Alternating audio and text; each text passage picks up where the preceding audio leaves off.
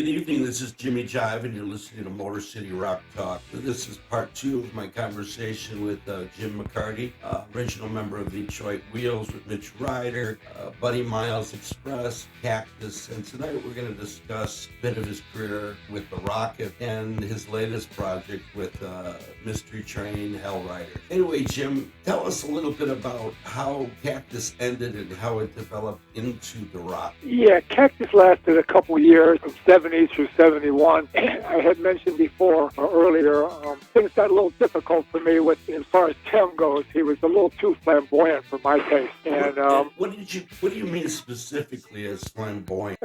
Just too much movement, too much lead guitar on the bass as opposed to bass. Oh, lead bass then. The only guy that I ever saw and listened to that I felt really pulled that off well was Jack Bruce. Okay.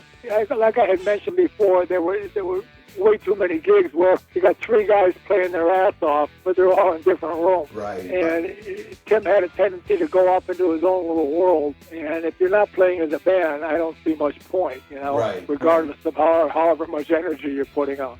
Correct. So after a couple years, I kind of got tired of that, and that would have been the end of 72. And I came back to Detroit, and I wanted to get back to more of a Rolling Stones kind of thing. And tied up with Johnny B. Bedanzik, the drummer from the Detroit Wheels, and we put a band called the Rockets together. But the first 4 years of the band, John was singing from behind the drums. He was writing all the material. Right. And he's a killer songwriter, in addition to a great drummer. And it's just the singing from behind the drums, that takes its toll. At one point, he blew out his left lung. We knew we had to find a singer, or we were just going to burn out. 3 or 4 years of that, we came across Dave Gilbert, who was a terrific singer, but he was a whole bag of trouble. That was a real interesting thing about with Johnny doing the lead vocals and all that. For that, I didn't even know that you guys had put out an album as the Rocket with him, because it's nowhere to be found. We didn't put it out, but the original Rockets, which was a 4-piece, it was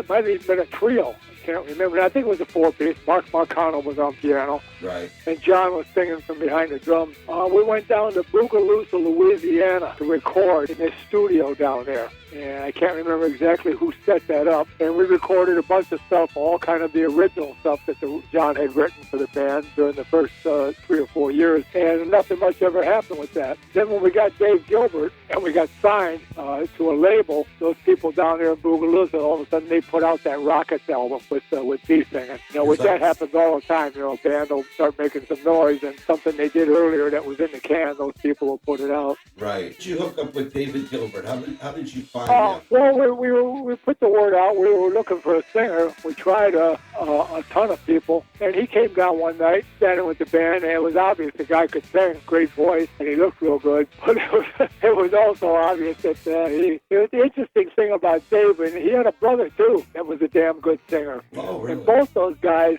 This fact is really interesting. Their parents, both their parents, not one of them, both their parents were deaf and dumb. Wow. Couldn't speak, didn't hear. And you had two sons who were singers. There was very little, what's the word I'm looking for, emotional direction, stability in raising them. Dave was like a 30-year-old who emotionally was about 14 years old. And that caused a substantial amount of problems with the band. Okay, the first album, Love Transfusion, phenomenal album. I mean, a lot of solid songs on there. But I'd read somewhere, and maybe it was even an interview that you had done years ago, that it was thought of as being too slick. You remember anything to do with that? It was what now? Too slick? I heard that some people considered it too slick, I never heard that at all. And I didn't believe it was. No, it was produced by Don Davis, who was a local R&B producer, and he mixed 1 or 2 songs and realized he really wasn't capable of mixing it because it wasn't an R&B thing. And he turned it over to one of his white engineers, and I thought he did a pretty decent job of mixing. I never heard the slick thing at all. That was the Detroit album. That was done in Detroit, down at United Sound. And the label that it came out with, was that a Detroit label that originally? Yeah, it was Don Davis' label. Was it Turquoise or Tortoise, or what was that? I tell you the truth, I can't remember. The band went through about 4 or 5 different labels. Yeah, because that was a real odd one. I was able to find it everywhere there on vinyl forever, and it was tough to find on cassette. And eventually, I worked at Harmony House, and eventually it was out on a form on CD, but it was like an import only. And I finally tracked it down after years of search. I mean, there were versions of it that were recorded on the YouTube from vinyl, but it was tough finding that on CD. I'm just so glad. Well, the big problem there was after the first album, we tied up with RSO Records, and we did the Turn Up the Radio album that had Oh Well on it. That was our best album. That was the biggest album the band ever had, and we were with a major label there, RSO Records. Punch Andrews, who Bob Seger's manager, was managing the band along with Gary Lazar, who was the Rockets manager. It was like a co-op deal. Punch got involved because the band was starting to make some noise. The thing was, after the band disbanded, there should have been a Best of Rockets CD put out. You had 5 albums there. You could have made a killer CD. Yes. Took the best of each album, including the last album was a live album. Right. But Punch refused to do that for whatever reason. And because there was never a Best of Rockets album or CD, you got all this other stuff that was kind of inferior because it was, instead of being taken off the masters, it was taken off of album. So the sound quality, some of the stuff, the sound quality was horrendous. I know there was one CD put out, Turn Up the Radio album and the Desire album, I think, were together on this one CD. But yeah, there was a lot of stuff that was put out by the band, from the band, that because unfortunately there was never actual Best of Rockets CD. Right. So you had all this other stuff going on. Now, as for that album, you call it the Turn Up the Radio album, it was just actually listed as The Rocket. And there a lot of strong material on that, a lot of airplay for that, at least Michigan, at least regionally. Did that one go national at all, other than Oh Well? Well, Oh Well was the big hit single from that.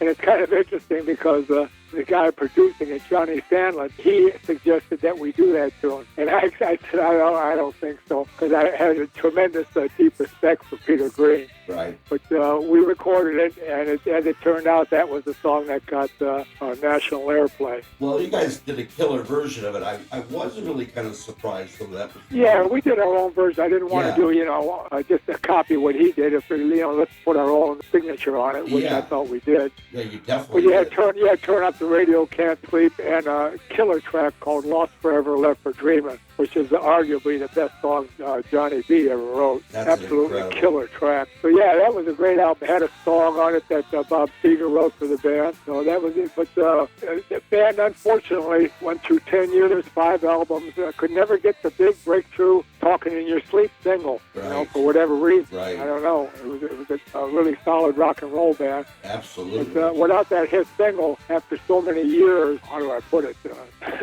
The road and the drugs and alcohol start taking their toll. Now, speaking of Bob Seger, did he just specifically write that song for you, or had he done it past like the Bob Seger? No, he wrote it for us. Wow, that's a great song. And that whole album is solid. I mean, in my opinion, the first 2 albums are absolutely solid. Actually, I love all the albums. I love all the songs. I know that you guys probably thought some of the other stuff weak compared to that, but was that based on the lack of airplay that you felt that way, or just the songwriting wasn't as good as you wanted it? Well, after the Turn Up the Radio album, the next album should have been the Breakthrough album. The band was poised, you were ready for the breakthrough hit. That was the No Balance album. Right. It had Desire on it, which got a lot of airplay in Detroit. But there wasn't any national tune off that album, like we had with Oh Well. And after the Desire album, then it kind of just started, like you only get so many shots at the gold ring there. Right. After the Desire album didn't do much of anything, then like I said, the things that started, there were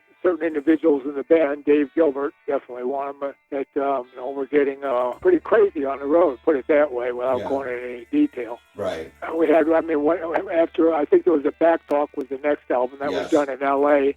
Jack Douglas had just come off of producing John Lennon when Lennon got assassinated. Wow. So he was, he had his own chemical problems going on. Yeah. That album was recorded in L.A., and at that point in time, we were in the 1980s now, and the Cars were the big thing. Right. And B started writing material kind of in that direction, which the band is was a rock and roll band. It wasn't the Cars. So at that point, it kind of just started imploding on itself. Now, who was writing those songs? Because I never thought that. I mean, no, I know that the '80s were a big part of the new wave thing and the hair metal and all that. But what are there songs specific on that album that you think were like that? I mean, I never really thought that, and anybody I knew of that was a fan of the record of the Rockets. Yeah, I don't know. You're talking about not the No Bells. You're talking about the Back Talk album. Yeah. The LA album. Yeah, that was when the band John was starting to. We were trying. Anytime you get in a position where you're starting to chase what you think is a hit record, you're in trouble. And I felt that that's what was starting to happen. John was writing songs that...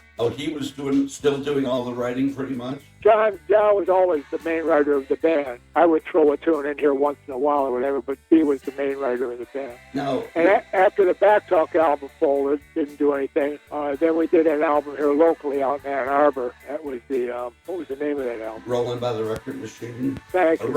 Yeah. And that album, unfortunately, when it came time to mix, they brought in these brand new speakers called Uri Time-Aligned speakers and put these up there, and they said, man, these are state-of-the-art. And they mixed the album on that, and then found out later those speakers are supposed to be mounted. Oh, geez. In order to get and there was a lack of bottom end on that album, on that CD, and they had to put the bottom end in on the mastering, which completely screwed up the mix. So at that point in time, that was pretty much the end of the band. That album definitely had in my opinion, more of a raw sound. Is that what it created because of that? Well, at that point in time, Dennis Robbins had left. Right. He was gone, and I was so pissed at him, I wasn't interested in bringing another guitar player in, so we just did that with one guitar. That was a mistake, because all of these songs are geared for two guitars and piano. Weren't you overdubbing a second guitar? Yeah, I overdubbed everything on that. Right. So. Well, like I said... Then at that point in time, the band was,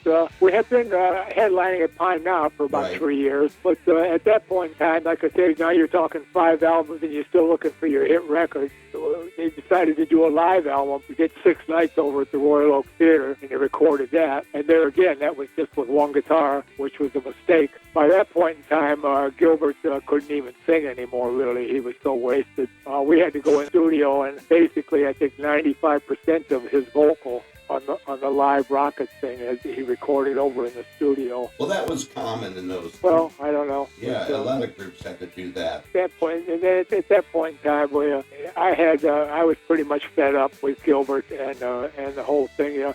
I had wanted to play blues music, and I was kept being told, well, get the hit record, then you can do your blues album. Right. Well, after a half a dozen albums, we didn't have the hit record, and I finally did it. So I told him, this next time we're at Pine Knob, advertise it as our farewell kid. Right. Which they did. Was there ever any thought at that time when you did the live at Royal Oak to actually film it, as far as a live concert? No, there was.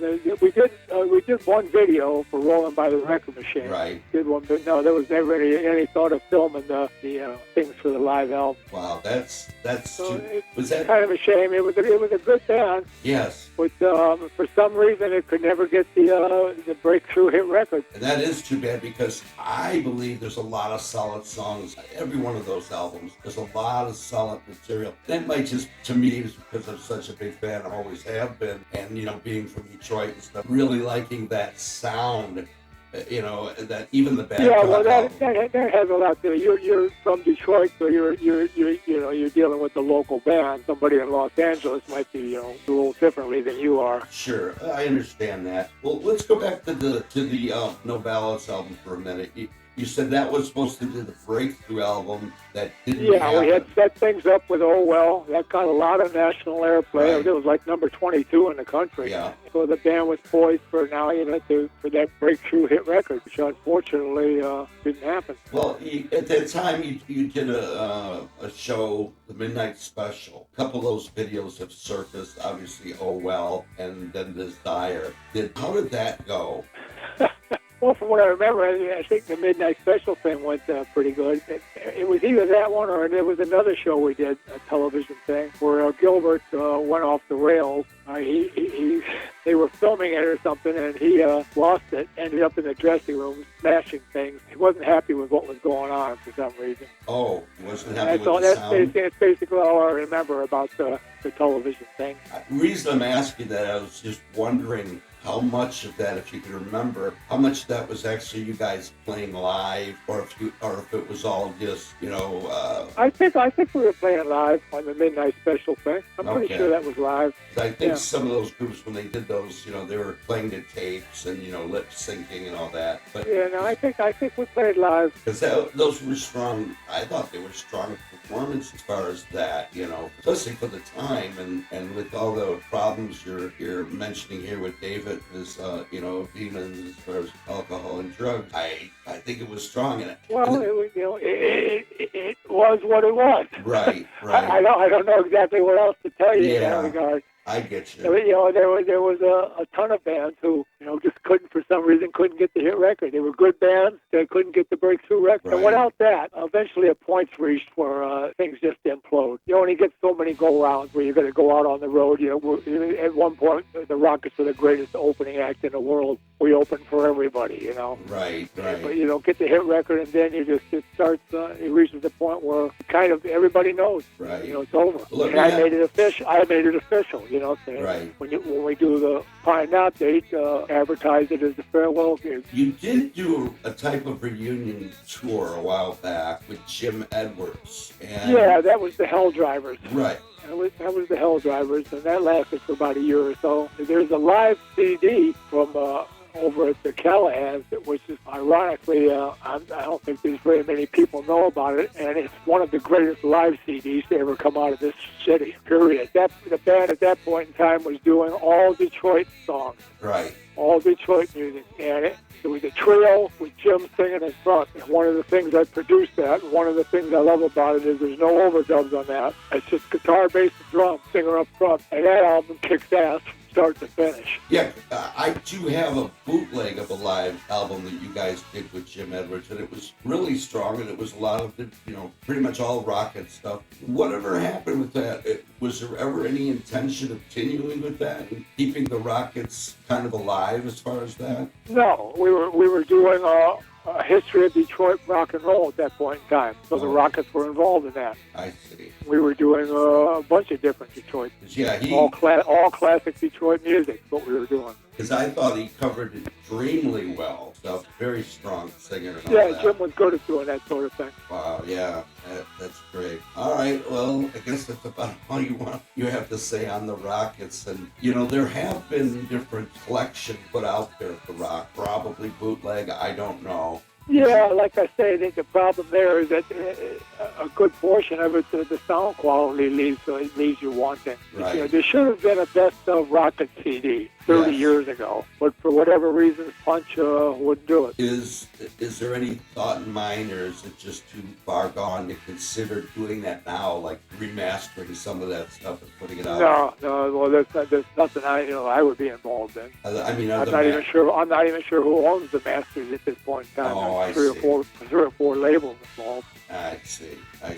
Well, let's I guess move on a little bit from that then. Once the Rockets ended, I had made up my mind I want to play blues, and I joined the Detroit Blues Band. Because I had mentioned in a previous interview that I did with Dan Forte down in Texas. It was in Vintage Guitar magazine a few months ago. Right.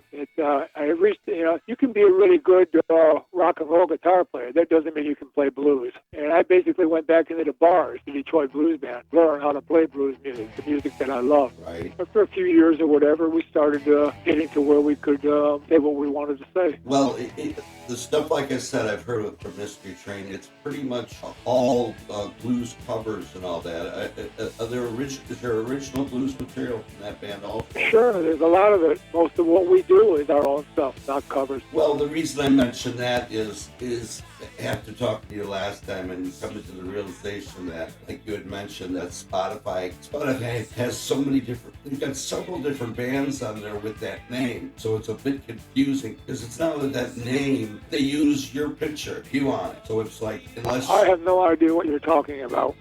Yeah, on Spotify, when you go and you look up Jim McCarty and Mystery Train, it shows a picture of you and that band. Then it shows... I can't be responsible for whatever bullshit might be going on the internet. You know? No, I'm not. The whole first Mystery Train album was the first Detroit Blues Band album was all original. Is there any new material in the process of being recorded, or any hopes of that soon, or anything like that? Well, we haven't recorded in a good while now. Right. At this point, we just play locally around town. I don't do much traveling anymore. But I mean, have you got any new material that you've worked up, or the band has worked up anyway, or is it just? No, I've got original material that I worked up that I put out on my last 2 CDs that you're going to be getting. You know, right. this whole thing, when you go on the line and you listen to one song from a guy's CD, to me, you don't get any kind of idea of what the guy's about, right? Or what the band's about. You need to get the whole CD and listen in order to find out what the artist is about. I totally appreciate that. It's just, you know, you listen to one song on Spotify or whatever, or iTunes, it doesn't tell you much of anything. No, you're absolutely That's why with my last 2 CDs, the acoustic CD that I'm going to send you, so you get some idea of who Jim McCarty is. It's all original, 20 songs. Talking to myself is me playing the guitar, bass, and drums. The acoustic is me with my acoustic guitar, and every song on it stuff is original. All right, that's awesome. I look forward to that. Yeah, and I'm going to send you the Cactus Black Dawn CD, which everything on that is original too. Yeah, well, I knew the Cactus stuff was, other than the obvious songs and all that. But yeah, like I said, I know none of this is your fault. You can't be responsible for what's on Spotify or any other platform, but it makes it confusing for somebody that's really trying to rediscover an artist like you. Well, that's why I said what you need to do is you need to get a CD of the artist, right, as opposed to grabbing a track here or there on the internet. Right. No, I get that, but where are these CDs sold? I mean, you know, the record stores. Well, you go online. If you want with my CDs, they're at CD Baby, or iTunes, or a bunch of different places, or you can just contact me directly, jimmccarty3@gmail.com. Okay, that's probably the best way to go. Make sure I'm getting this right stuff, or if anybody that I knew of that wants to rediscover. Yeah, I have people that contact me on a fairly regular basis, wanting let me know what CD they want. Right. That's probably the best way to go. But you are so busy because I mean, every time I turn around, you're playing. You're playing constantly, which is...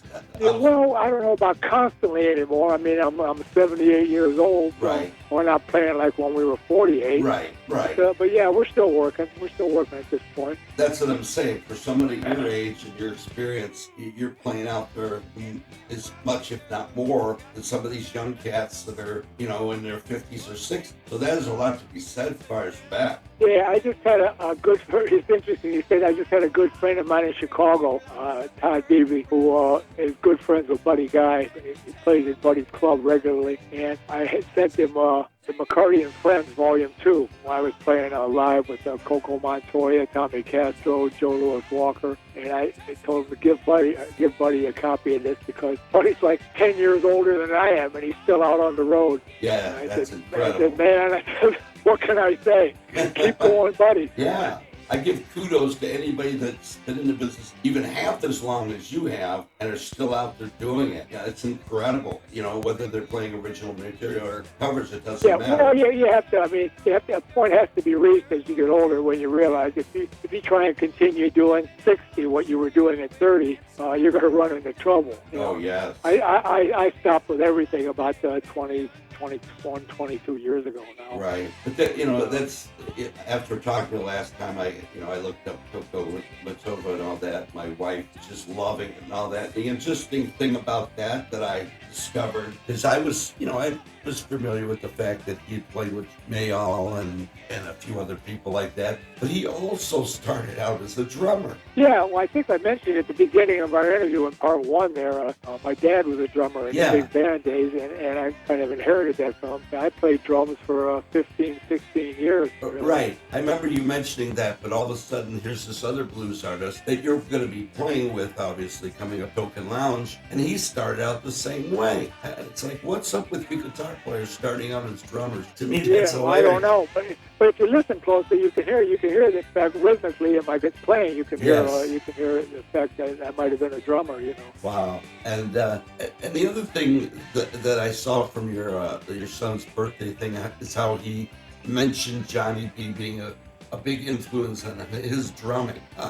Did he get any lessons from Johnny, or did he just more or less learn it from you or on his own? Well, I gave John his drum lessons when we first met. Yeah, I knew that. But I mean, but he developed his own style. He's his own man there. So. But I mean, did he take any lessons or listening to records? Yeah, I used to go over his house and give him drum lessons. Wow. And then I would pick up the guitar and we would go from there to the drum lesson. So it's a family tradition, more or less. Well, so far.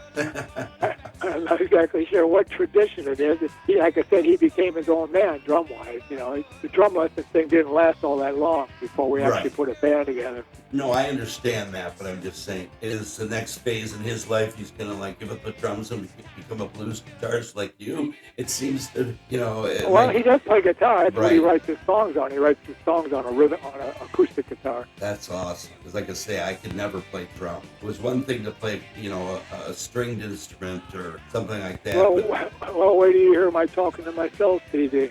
You're playing everything. That's the first thing that Dan Forte, who's a very well-recognized reviewer, called me and said, this sounds like an actual band. Said most of these guys play drums too on this stuff. You can tell that they're not drummers. Right. He said, this sounds like an actual band. That's great. That's totally cool. How long did it take you to do that? How long was that project? It was all done in my living room to a drum machine. Okay. And then I took the guitar and bass track and actually the drum machine track over Peter J, my engineer, and I overdubbed the real drum. We took the drum machine off and I put real drums on to the bass and the guitars. And how long a process was that from, working with the drum well, machine? I had these tracks in probably a year or so of ideas that I accumulated. Right. 10 original tracks there. And then probably another 3 or 4 months to get the drums recorded and get the actual CDs printed up. Right. Now, you're obviously playing all the instrumentation. Is there anything added to that as far as any piano, any keyboards, any horns, anything like that? No, it's just guitar, bass, and drums. Everything you hear on the CD is one guy. That's really, because a lot of guys wouldn't do that. They wouldn't do that. What I'm talking. Well, if you don't play drums, you can't do that. Right, obviously. But that's what I meant before in terms of you need to listen to an entire CD by a guy in order to understand who he is and what he's trying to do. But some guys would, because the technology today is so advanced, they would try and get away with the drum machine mix, because you can do a lot with that, but anybody with a real ear is going to know it's not a real drummer. The drum machine thing is too mechanical, but it enabled me to put the guitars and the bass down. The demos, Yeah, it was all done track by track. Right.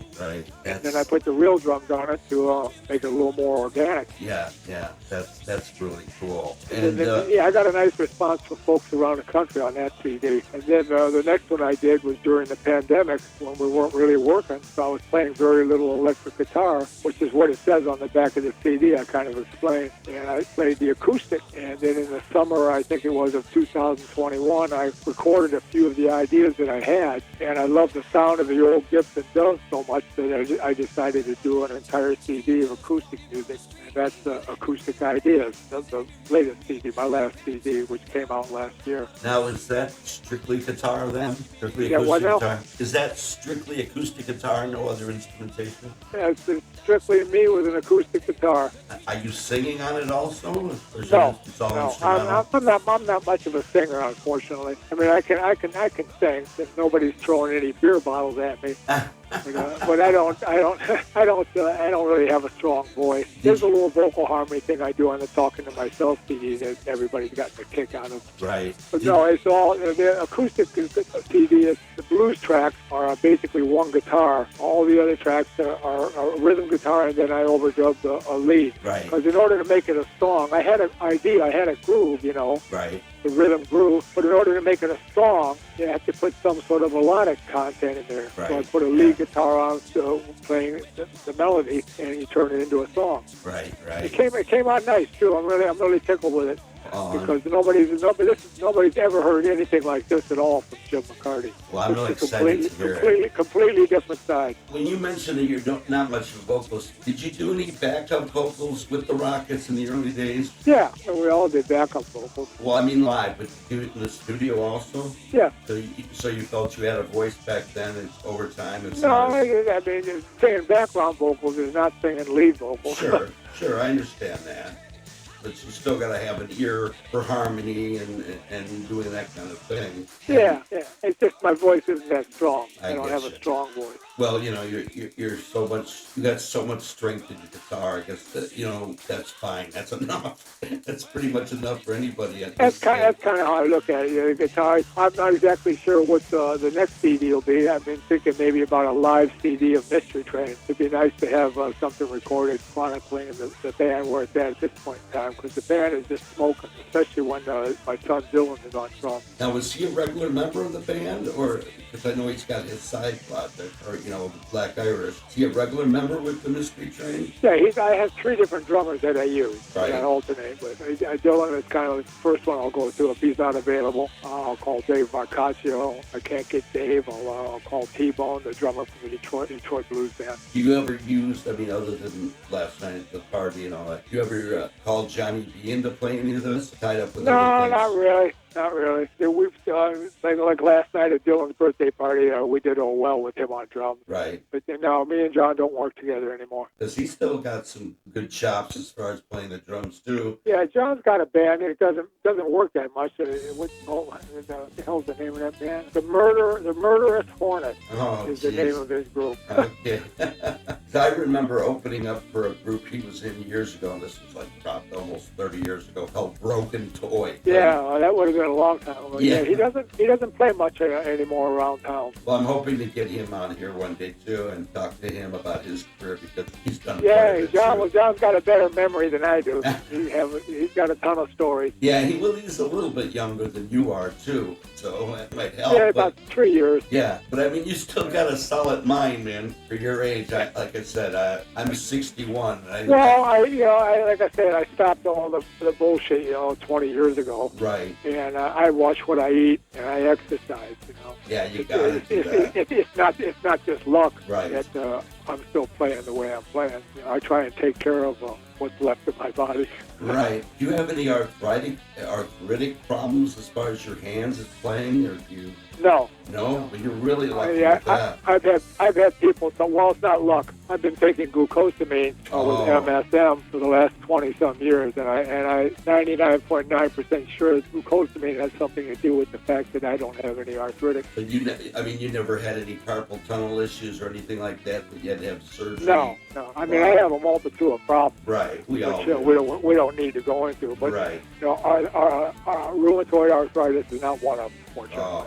Yeah, that's awesome, because hopefully you'll keep playing, and you'll be out there. That's what we plan on. Yeah. play until we can't play anymore. Yes, yeah.